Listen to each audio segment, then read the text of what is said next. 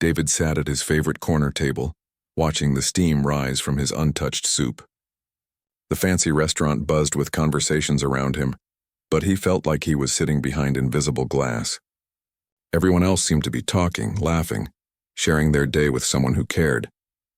He picked up his spoon and took a sip, but the expensive lobster bisque tasted like nothing. This was supposed to be the good life. At 45, David owned a successful construction company that built homes for wealthy families. His bank account had more zeros than most people could dream of. His penthouse apartment overlooked the city with floor-to-ceiling windows that cost more than most people's cars. Yet sitting in this upscale restaurant where a single meal cost what some families spent on groceries for a week, he felt completely hollow inside. The waiter, a young man with a bright smile, approached his table. "How is everything tonight, Mr. Richardson?" he asked, noticing the barely touched food.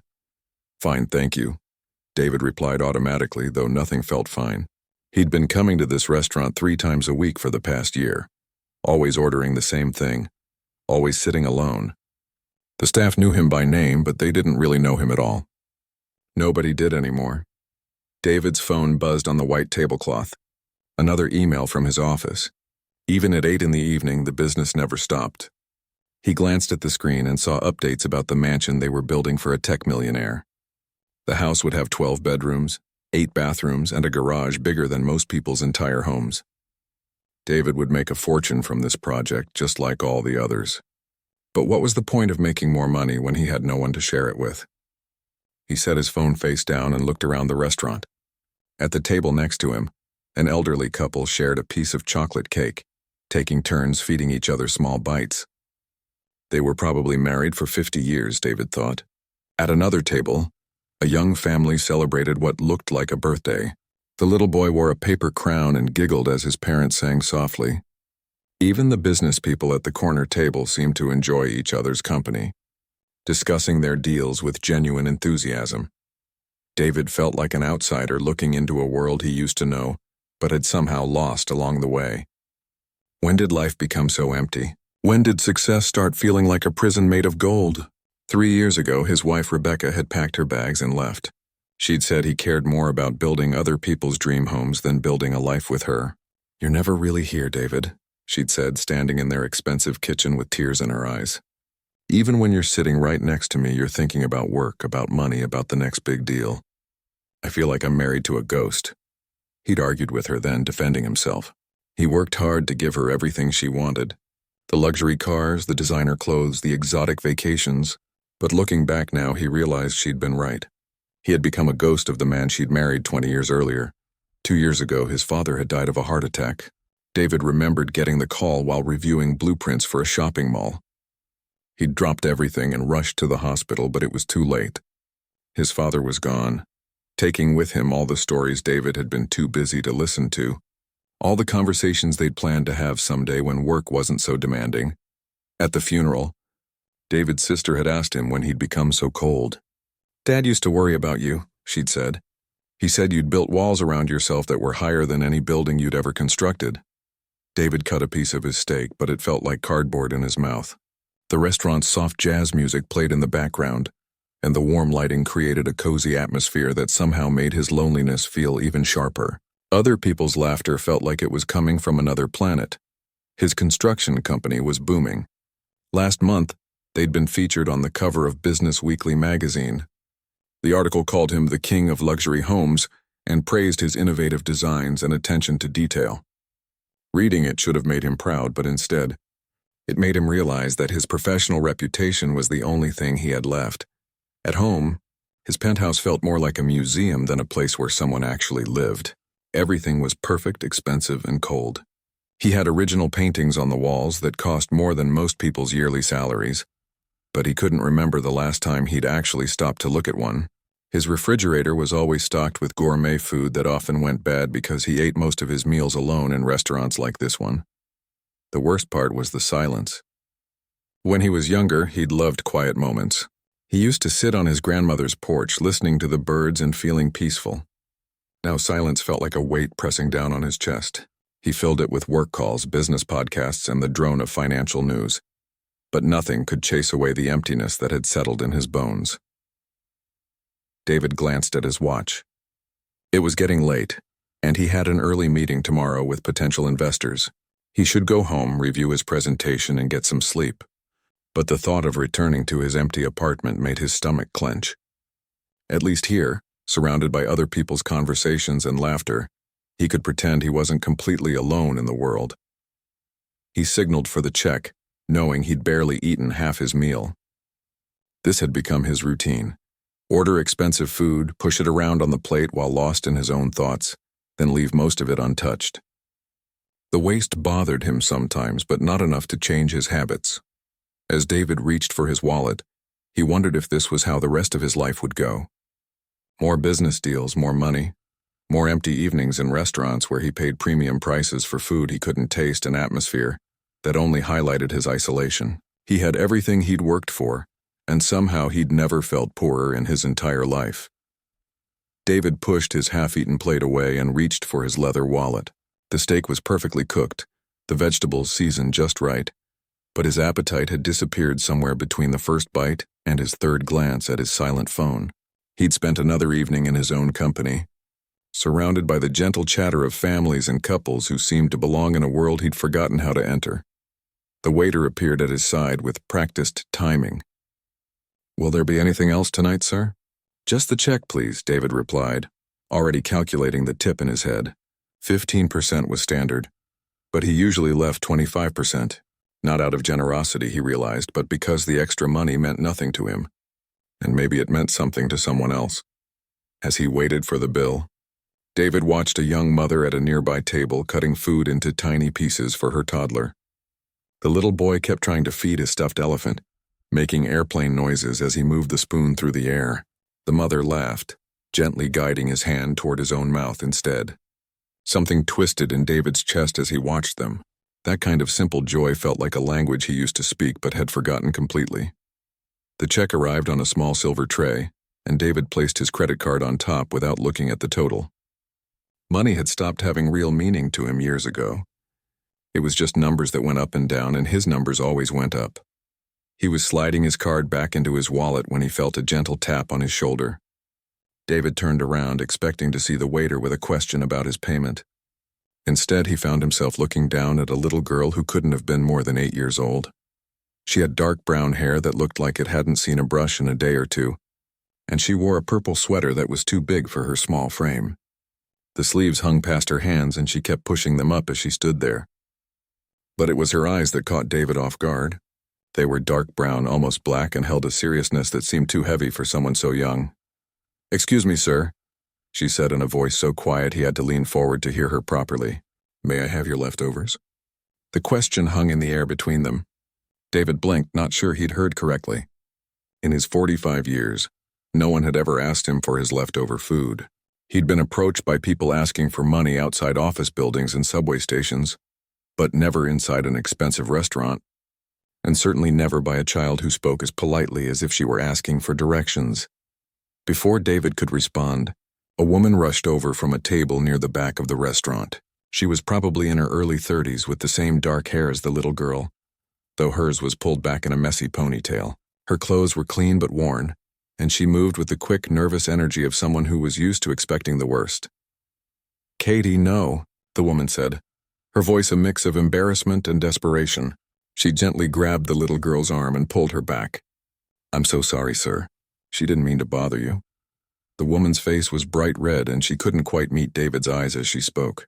"Please forgive her. We haven't—" She stopped herself, clearly struggling with how much to explain to a stranger. Katie looked up at her mother, then back at David. "But Mom, you said we should ask politely if we need something. And you said it's wrong to waste food when people are hungry." The woman closed her eyes for a moment, and David could see her fighting back tears. When she opened them again, she looked directly at him for the first time. "I'm really sorry. We'll go now." But David found himself studying both of them more carefully. The little girl's sweater might have been too big, but it was clean and had been carefully mended where a small tear had been stitched back together. Her shoes were scuffed but tied neatly. The woman wore jeans that had seen better days and a AL jacket that looked like it had been through many winters, but everything about them spoke of someone trying hard to maintain dignity in difficult circumstances. "Wait," David said. and both the woman and the little girl stopped moving. "It's okay." The woman shook her head quickly. "No, really, we shouldn't have. Katie knows better than to bother people while they're eating." "I wasn't eating," David said, gesturing to his mostly full plate. "I was just sitting here, actually." He looked down at Katie, who was watching him with those serious eyes. Something about her reminded him of himself as a child, though he couldn't quite put his finger on what it was. Maybe it was the way she held herself, like she was trying to be brave about something that scared her. "How long has it been?" David asked quietly, directing the question to the woman. She understood immediately what he meant. "2 days," she whispered, and her voice cracked slightly on the words. David felt something shift in his chest. 2 days. This little girl and her mother hadn't eaten in 2 days, and he'd just spent $45 on a meal he barely touched because he was too busy feeling sorry for himself. The restaurant continued its gentle buzz around them. Other diners remained focused on their own conversations, completely unaware of the quiet drama playing out near table 12. The soft jazz music kept playing. The waiters continued refilling water glasses, and the world kept turning as if this moment wasn't about to change everything. Katie tugged on her mother's jacket. "Mom, is it okay?" The nice man said it was okay. The woman looked torn between pride and desperation. David could see the war happening behind her eyes. She didn't want to take charity, especially not in public, especially not from a stranger in an expensive suit. But she also didn't want her daughter to go another night without food. "We're not usually. This isn't." The woman started, then stopped. She took a deep breath and tried again. "Things have been really hard lately. I work 3 jobs, but it's still not enough, and we got evicted last week and—" She was talking fast. Now, the words spilling out like she felt she owed him an explanation for her daughter's request. David found himself really listening, not just hearing words but understanding that this woman was trying to explain how she'd ended up in a place where her 8-year-old daughter had to ask strangers for food. "I have a job interview tomorrow," she continued, "and if I get it, things will be better. We just need to make it through tonight and tomorrow, and then everything will be okay again." David looked at the hope in her eyes as she talked about the job interview, and he realized she believed what she was saying. She believed that one job interview could fix everything, could lift them out of whatever situation had brought them to this moment. He envied that faith, that ability to believe things could get better. Katie stepped closer to the table and looked at the plate of food with the kind of focus David had only seen in business meetings where millions of dollars were at stake. But she didn't reach for it. She just stood there, waiting for permission, waiting for the adults to decide what would happen next. That's when David realized he was standing at a crossroads he hadn't seen coming. David stood frozen at the crossroads, looking down at Katie, who waited patiently for his answer. The restaurant continued its evening rhythm around them, but for him, time seemed to slow down. He could hear his own heartbeat in his ears as he studied the little girl's face. Everything in his businessman's mind told him to handle this quickly and efficiently. Give them the leftovers, maybe add a $20 bill and send them on their way. It was the safe choice, the one that wouldn't complicate his evening or force him to deal with emotions he'd spent years avoiding. He'd done similar things before, dropping change into donation boxes or giving money to charities, always from a distance, always without getting involved. But something made him pause. Katie looked up at him with those dark, serious eyes, and David felt something crack inside his chest. There was no manipulation in her gaze, no practiced sadness designed to pull at heartstrings. Instead, he saw something that stunned him. Quiet dignity. This 8-year-old girl who hadn't eaten in 2 days stood there with her shoulders straight and her chin up, asking politely for help but not begging for it. In her eyes, David suddenly saw his own childhood. He remembered being 9 years old, standing in the grocery store with his mother as she counted crumpled dollar bills at the checkout counter. The cashier had waited impatiently while his mother calculated whether they had enough money for both milk and bread. David had watched other customers in line behind them, some checking their watches, others whispering to each other about the holdup. His mother had put the bread back. That night, David had asked her why they couldn't buy both things when Mr. Peterson next door always had a full shopping cart. His mother had sat on the edge of his bed and explained that sometimes life was hard for people, but that didn't make them worth less than anyone else. "We hold our heads high, Davy," she'd said, using the nickname she'd called him before life got too serious for childhood names. "We're just going through a tough time, but tough times don't last forever." Looking at Katie now, David saw that same quiet strength his mother had taught him. The little girl wasn't ashamed of needing help. She was just asking for it the best way she knew how. But it was more than that. As David continued to look into Katie's eyes, he saw something else that shook him to his core. He saw hope. Not desperate hope, but the kind of steady, patient hope that believed good things were still possible. When was the last time he'd felt that way about anything? Katie's mother shifted nervously beside her daughter, clearly wanting to leave before the situation became more awkward. "Come on, honey," she whispered, tugging gently at Katie's sleeve.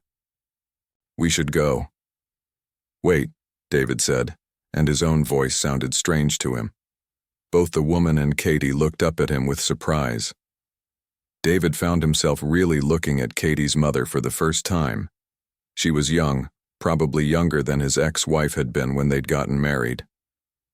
Her hands showed the rough skin of someone who worked with them every day, and there was a tiredness around her eyes that spoke of too many sleepless nights worrying about tomorrow. But like her daughter, she held herself with a dignity that no amount of hardship had been able to break. "What's your name?" David asked the woman gently. She hesitated for a moment. "Lisa," she said finally. "And this is Katie." "Lisa," David repeated, and saying her name made her real in a way that changed something fundamental inside him. She wasn't just some woman with a hungry child. She was Lisa, a mother doing everything she could to take care of her daughter. She was a person with a story, with dreams that had been interrupted by circumstances beyond her control. "How old are you, Katie?" David asked, crouching down so he was at the little girl's eye level. 8 3/4, Katie replied seriously, as if the 3/4 part was very important. David smiled despite himself. 8 3/4 is a good age, he said. "What do you want to be when you grow up?" Katie's face lit up for the first time since she'd approached his table. "A teacher," she said without hesitation. "I want to help kids learn to read because reading is the best thing ever. My mom taught me to read when I was 4, and now I read to other kids at the shelter sometimes." The shelter. The word hit David like a physical blow. This little girl who wanted to be a teacher and read to other children was living in a homeless shelter, and here he was complaining to himself about eating alone in expensive restaurants. "That's wonderful," David said, and he meant it. "The world needs more teachers like you." Lisa's eyes filled with tears at David's kindness to her daughter. "She's smart," she said proudly. "She gets all A's in school, even though we've had to move around a lot lately." David stood up slowly, his mind racing. These weren't the kind of people he usually encountered in his business world, where everyone measured success in dollars and deals. Lisa and Katie had lost their home, hadn't eaten in 2 days, and were living in a shelter. But they still had something he'd lost somewhere along the way. They still believed in better tomorrows. "You know what?" David said suddenly, making a decision that surprised him as much as it did them. "I have an idea." He caught the waiter's eye and waved him over. The young man approached quickly, probably expecting David to ask for his leftovers to be boxed up. "I'd like to move to a bigger table," David said, "and I'd like to order dinner for my friends here." Lisa's eyes widened. "Oh, no, sir. You don't have to do that. The leftovers would be fine, really." But David was already pulling out a chair from a nearby 4-person table. "Please," he said, "sit down, both of you." Katie looked up at her mother with confusion and hope mixed together on her face. "Mom, can we?" Lisa looked torn between gratitude and pride. David could see her internal struggle. She wanted to feed her daughter, but accepting a full meal from a stranger felt like crossing a line she'd been trying not to cross. "I know this might seem strange," David said quietly, speaking directly to Lisa. "But I've been sitting alone in restaurants for 3 years now and I'm tired of it. Would you do me a favor and have dinner with me?" It was a lie, but also not a lie. David had been eating alone for years and he was tired of it. But more than that, looking at Katie and Lisa had awakened something in him that had been sleeping for so long he'd forgotten it existed. He'd forgotten what it felt like to care about other people, to want to help not because it was expected or because it looked good, but because it was the right thing to do. Lisa studied his face, probably trying to figure out if this was some kind of trick or if he had bad intentions. David didn't blame her for being cautious. A woman alone with a young daughter had to be careful about strangers, even ones in expensive suits. "Are you sure?" Lisa asked finally. "We don't want to impose." "I'm sure," David said, and he was surprised to realize he meant it completely. As Lisa and Katie settled into their chairs, David felt something happening inside him that he couldn't quite name. It was like a door opening in a room that had been locked for years, letting light into spaces that had been dark for so long he'd forgotten they existed. Katie smiled at him from across the table, and for the first time in longer than he could remember, David felt like he was exactly where he was supposed to be. The waiter approached their new table with a warm smile, clearly pleased to see the restaurant's regular customer finally dining with company. David had become something of a fixture at the establishment, always polite but always alone, and the staff had quietly worried about the well-dressed man who seemed to carry the weight of the world on his shoulders. "What can I bring you folks tonight?" the waiter asked, setting down fresh menus. Katie's eyes went wide as she opened the menu. David watched her scan the pages with the careful attention of someone who wanted to choose wisely. She wasn't grabbing at the most expensive items or acting greedy. Instead, she studied each option like she was trying to solve an important puzzle. "Mom, they have grilled cheese," Katie whispered excitedly. "And tomato soup." Lisa smiled at her daughter's enthusiasm, but David noticed her checking the prices on the right side of the menu. Even in this moment of unexpected kindness, she was still calculating costs, still worried about being a burden. "Order whatever you'd like," David said gently. "Both of you." "I mean it." Lisa looked up at him with uncertainty. "Are you sure?" "We could just share something small." "I'm sure," David replied. He turned to Katie. "What sounds good to you?" Katie bit her lip thoughtfully. "Could I have the grilled cheese and tomato soup? And maybe some chocolate milk?" "Of course," David said, then looked at Lisa. "And for you?" Lisa hesitated for a long moment before finally saying, "The chicken sandwich sounds wonderful. I haven't had a good sandwich in a while." David placed the order, adding side salads and dessert without asking, and settled back in his chair. For the first time in months, he felt genuinely curious about other people's lives instead of lost in his own problems. "So tell me about your job interview tomorrow," he said to Lisa. Lisa's face brightened immediately. "It's at the community center downtown. They need someone to help coordinate their after-school programs. It's not much money, but it comes with health insurance. And they said there might be opportunities to grow." David nodded, noticing how Lisa's whole posture changed when she talked about the possibility of stable work. Hope was a powerful thing, he realized. It could transform someone's entire presence. "I used to work at a daycare center," Lisa continued, "before my husband died. I loved it. Kids have such pure hearts, you know. They haven't learned yet that the world can be complicated and unfair. They just see the good in everything." "How long ago?" David asked quietly. 8 months, Lisa replied, and her voice caught slightly. "Car accident. He was coming home from his night shift at the factory when someone ran a red light." David felt his chest tighten. 8 months. Katie had been dealing with losing her father and becoming homeless all in the span of less than a year. And she still had that bright spirit, still wanted to help other kids learn to read. "I'm sorry," David said, and the words felt inadequate. "Thank you," Lisa replied. "He was a good man. He would have liked you, actually. He always said the world needed more people willing to help strangers." Their food arrived, and David watched Katie's face light up as the waiter set down her grilled cheese and soup. She picked up her spoon carefully as if the meal might disappear if she moved too quickly. "Is it okay?" David asked. Katie nodded enthusiastically, her mouth too full to speak properly. When she finally swallowed, she said, "This is the best soup ever." "Thank you, Mr. David," he said. "Just David." "Thank you, David," Katie said formally. "My mom taught me to always say thank you when people are kind." Lisa smiled at her daughter's manners, but David could see the pride mixed with sadness in her eyes. She was trying so hard to raise Katie right, even when everything else in their lives had fallen apart. Your mom did a good job teaching you, David said. You're very polite. As they ate, the conversation flowed more naturally than any David had experienced in years. Katie told him about her favorite books, how she'd read every single book in the children's section of the public library. Lisa talked about her dreams of getting back on her feet and maybe someday opening her own child care center. What about you?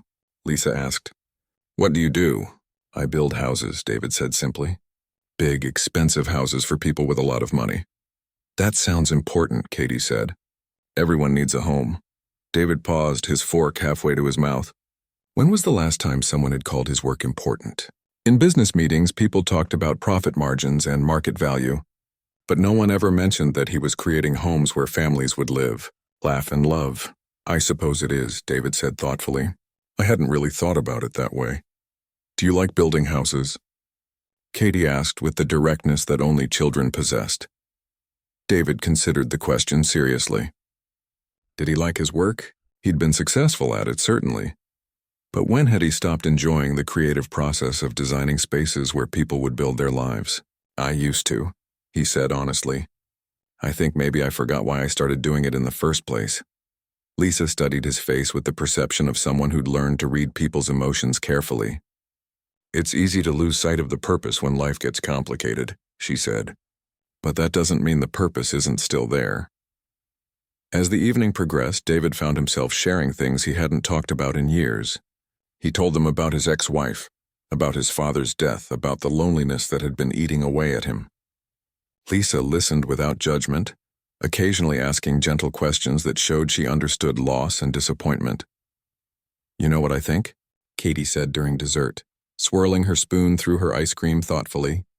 I think maybe you just forgot how to be happy. But it's still in there somewhere. You just have to remember where you put it. David laughed, genuinely laughed for the first time in months. You might be right about that. Katie's very wise for 8 3/4, Lisa said, winking at her daughter. As the evening wound down, David realized something extraordinary had happened. For 3 hours he hadn't thought about work once. He hadn't checked his phone or worried about tomorrow's meetings. Instead, he'd been completely present with two people who had every reason to be bitter about life but had somehow maintained their faith in kindness and possibility. This was the best dinner I've had in years, David said as they prepared to leave. Lisa's eyes filled with tears again. Thank you for treating us like people, like we matter. You do matter, David said, and he meant it with every fiber of his being, more than you know. As they walked toward the restaurant's exit, Katie slipped her small hand into David's. Will we see you again? She asked. David looked down at this remarkable little girl who had somehow seen straight through to the lonely man hiding behind expensive suits and fancy dinners.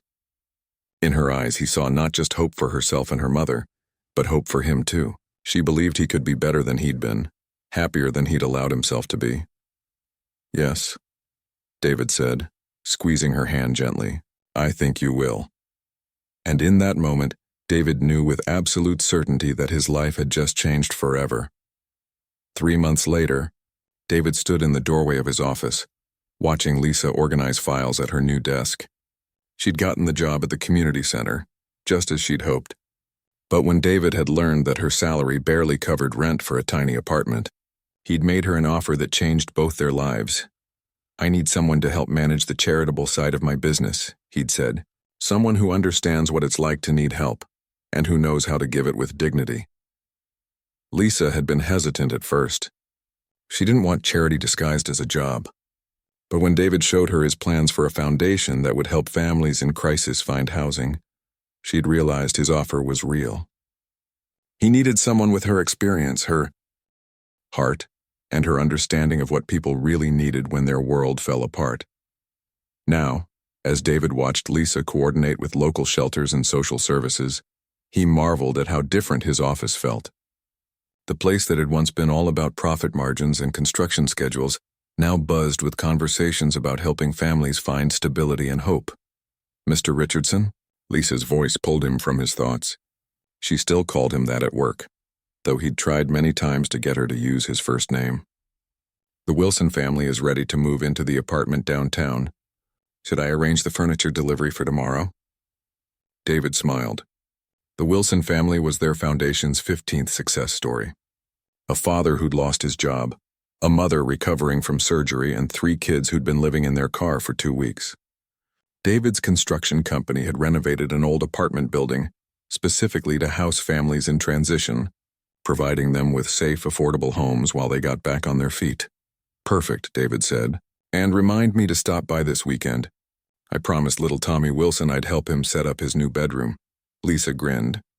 "You know, 6 months ago I would have never imagined you hanging picture frames and assembling bunk beds on your weekends." She was right.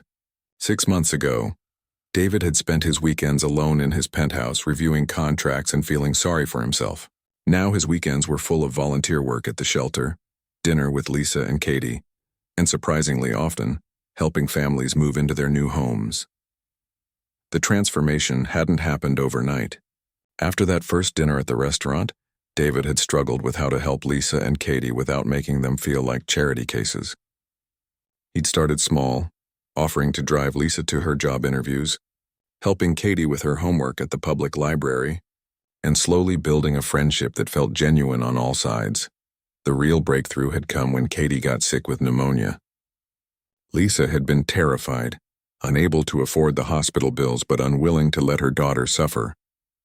David had quietly paid for Katie's treatment, but more importantly, he'd sat in the hospital waiting room with Lisa through the long, scary night when they didn't know if Katie would be okay. "She's lucky to have you for a mom," David had told Lisa as they watched Katie sleep peacefully after her fever broke. "We're both lucky to have you as a friend," Lisa had replied, and David had realized that's exactly what they'd become. Real friends, not a rich man helping poor people, but 3 people who genuinely cared about each other's well-being. Now Katie was healthy and thriving in her new school.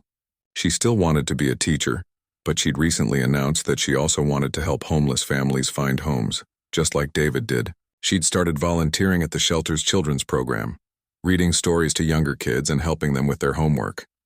"David," Katie's voice echoed through the office as she burst through the front door, still in her school uniform but with paint stains on her hands.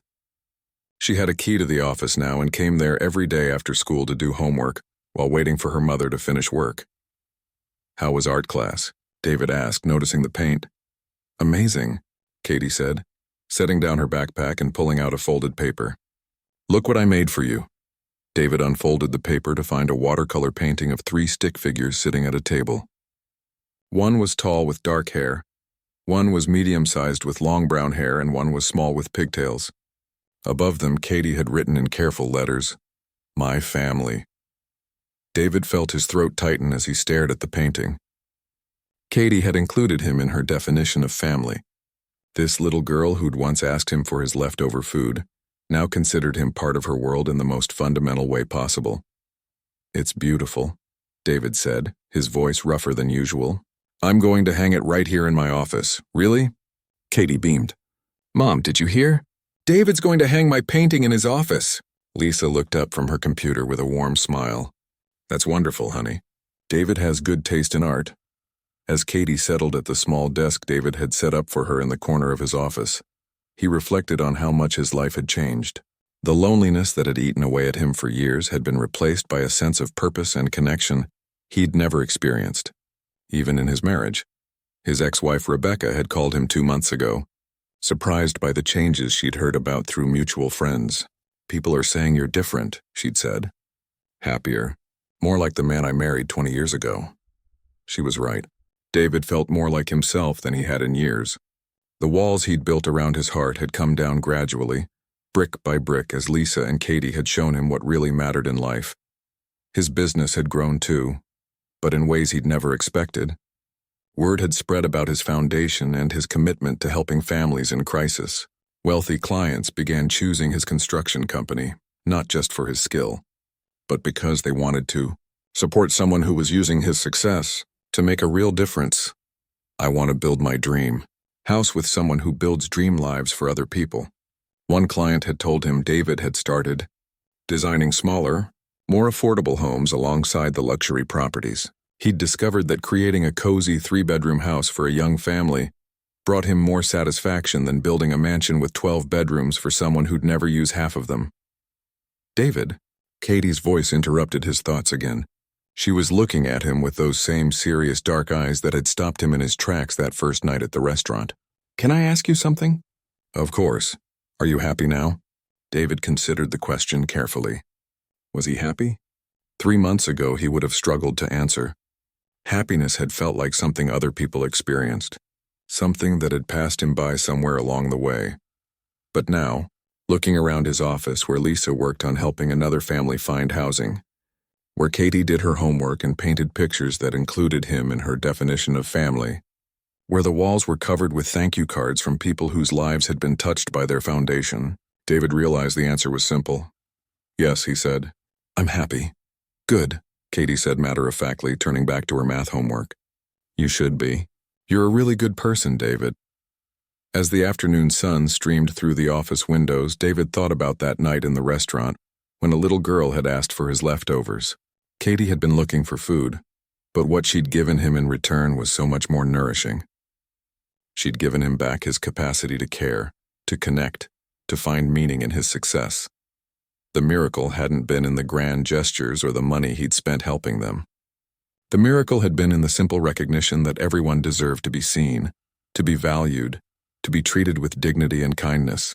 Katie and Lisa had reminded him that wealth meant nothing if you had no one to share it with, and that the most successful life was one spent lifting others up along the way.